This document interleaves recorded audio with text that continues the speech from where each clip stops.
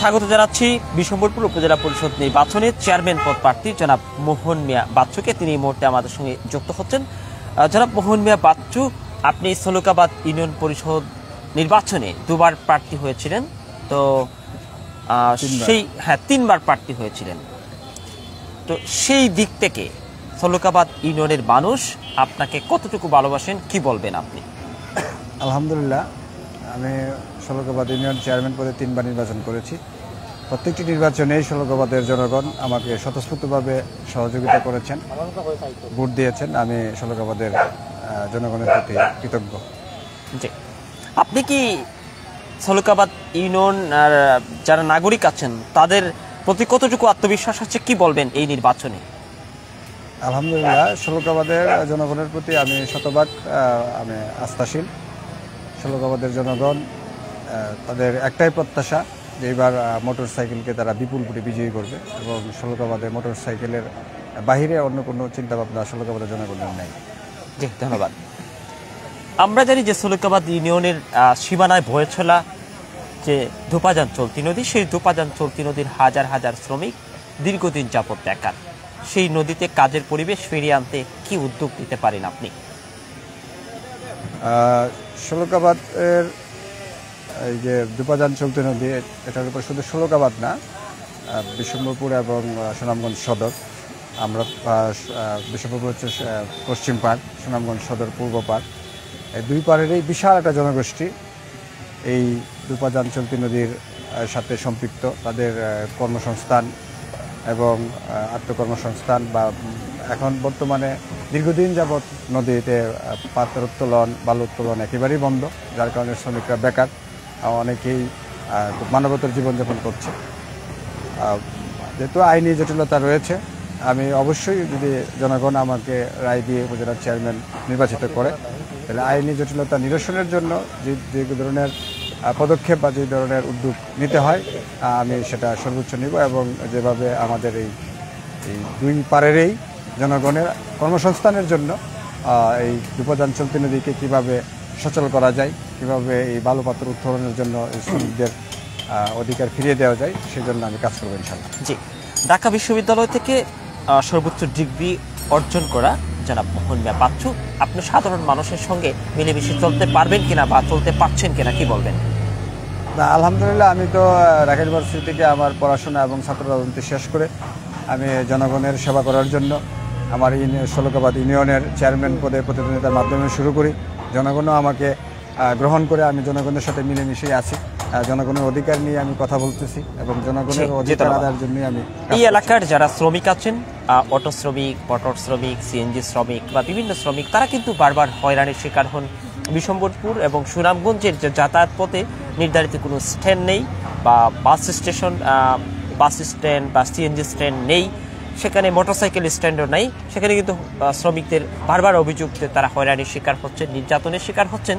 যদি আপনি চেয়ারম্যান নির্বাচিত হন, এই বিষয়টিকে কিভাবে দেখবেন, কি উদ্যোগ আপনার? ইনশাল্লাহ, যদি আমি নির্বাচিত হই, শ্রমিকদের, মোটর শ্রমিক, অটো শ্রমিক, সিএনজি শ্রমিক সহ সকল শ্রমিকদেরই অধিকার আদায়ের জন্য, এবং আমাদের যে মোটর স্ট্যান্ড নাই, সিএনজি স্ট্যান্ড নাই, যার কারণে যেন দুর্ভোগ হয়, যানজটের সৃষ্টি হয়, এগুলা নিরসনের জন্য সবাইকে নিয়ে ঐক্যবদ্ধভাবেই আমি এগুলা নিরসনের জন্য চেষ্টা করবো ইনশাআল্লাহ। জি, জনৈক প্রার্থী বলছেন যে আপনি তার জন্য ক্ষতির কারণ, বিষয়টি সম্পর্কে আপনার ব্যাখ্যামূলক কি বক্তব্য? আসলে নির্বাচন আসলে অনেকেই বিভিন্ন ব্যাখ্যা দেয়।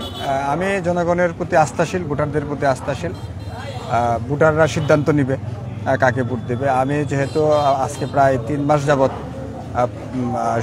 বিশম্বরপুর উপজেলা 175টি গ্রামের ভিতরে অলরেডি আমি 100-র উপরে গ্রাম হেঁটেছি, প্রত্যেক ঘরে বাড়ি গিয়েছি, প্রায় 60-70 হাজার ভোটারের সাথে আমি কথা বলেছি। আমাকে ভোটাররা আশ্বস্ত করেছে আমাকে তারা ভোট দিবে। আমি ভোটারদের উপর আস্থা রাখতে চাই। এটা আসলে ভোটাররা ভোট দিবে। এখন কার ক্ষতির কারণ কি না, এটা আসলে একটা অবান্তর কথা। এটা এই ধরনের কথাবার্তার কোনো আসলে যুক্তি নেই, ভিত্তি নেই। জি, ধন্যবাদ।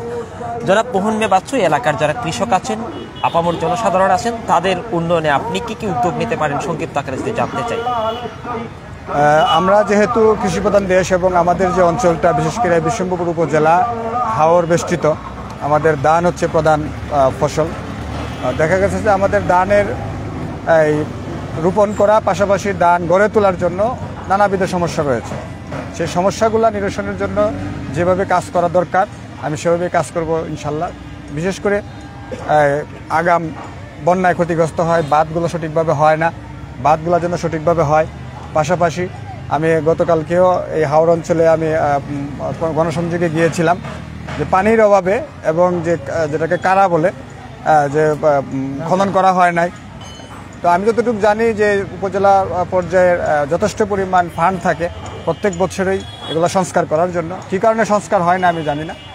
আমি আশাবাদী এবং আমি বিশ্বাস করি এবং আমি অবশ্যই যদি আল্লাহ আমাকে ওই সুযোগ দেয়, জনগণ যদি আমাকে ভোট দেয়, তাহলে এই সমস্যাগুলো বিশেষ করে আমাদের যে কৃষি প্রধান হাওর অঞ্চলের যে সমস্যাগুলো, এই যে বাঁধ ফসল রক্ষা বাঁধ নির্মাণ পাশাপাশি ফসল গড়ে তোলার জন্য যে খালগুলো আছে এই খালগুলা সঠিক সময়ে খনন করা অবশ্যই হবে ইনশাল্লাহ। মসজিদ, মাদ্রাসা, স্কুল বা অন্যান্য শিক্ষা প্রতিষ্ঠান যেগুলো রয়েছে প্রাথমিক পর্যায় থেকে ডিগ্রি পর্যায় পর্যন্ত, সেই সব প্রতিষ্ঠানের বিষয়ে আপনি কি বলবেন? সেসব প্রতিষ্ঠানের উন্নয়ন ক্ষেত্রে আপনার কী ভূমিকা থাকতে পারে?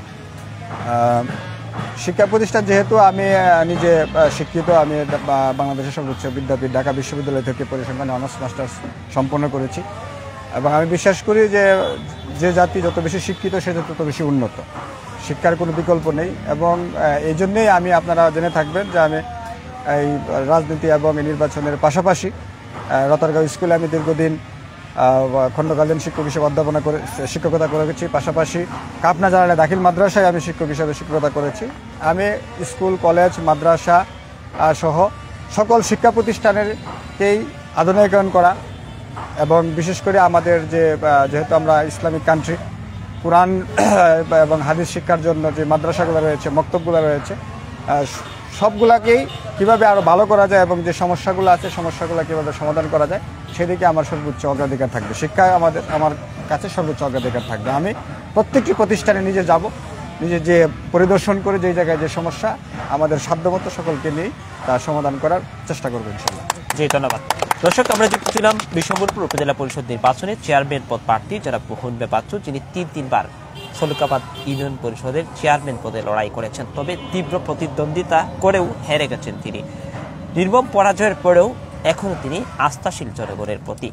তিনি যেটি বলছেন যে সলুকাবাদ ইউনিয়নের মানুষ ঐক্যবদ্ধ উপজেলার অন্যান্য নাগরিকরাও তার জয়ের ব্যাপারে, জয় সুনিশ্চিতের ব্যাপারে। জনাব মোহনবে বাচ্চু, আমরা একেবারে শেষ পর্যায়ে যারা আপামর জনসাধারণ আছেন বিশ্বম্ভরপুর উপজেলার 5টি ইউনিয়ন, তাদের উদ্দেশ্যে যারা গৌরব এসে আপনাকে দেখছেন, আমাদেরকে দেখছেন, তাদের উদ্দেশ্যে কি বলতে চান? বিশ্বম্ভরপুর উপজেলার সর্বস্তরের জনগণকে আমি শুভেচ্ছা জানাই, অভিনন্দন জানাই। আপনারা আমাকে যেভাবে স্বাগত জানাচ্ছেন, যেভাবে সহযোগিতা করতেছেন। নির্বাচন 21শে মে যে নির্বাচন অনুষ্ঠিত হবে সেই নির্বাচনে আপনারা আপনাদের কাঙ্ক্ষিত নেতৃত্বকে বেছে নেবেন। কোনো ধরনের প্রলোভনে, কোনো ধরনের বিভ্রান্তিতে না পড়ে, কোনো ধরনের গুজবে কান না দিয়ে আপনারা আপনাদের সিদ্ধান্তটা সঠিকভাবে প্রয়োগ করবেন। কোনো ধরনের গুজবে কান দিবেন না। আমি বিশ্বাস করি 21শে মে বিশ্বম্ভরপুর উপজেলায় একটা নতুন যাত্রা শুরু হবে।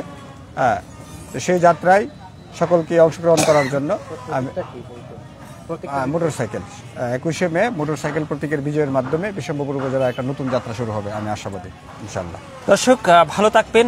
দেখা হবে অন্য কোনো জায়গায় অন্য কোনো প্রার্থীর প্রতিশ্রুতি নিয়ে। আমাদের সঙ্গে যুক্ত ছিলেন সলুকাবাদ ইউনিয়নের বিশিষ্ট নাগরিক, বিশ্বম্ভরপুর উপজেলা পরিষদ চেয়ারম্যান পদ প্রার্থী যারা মোহনবে বাচ্চু।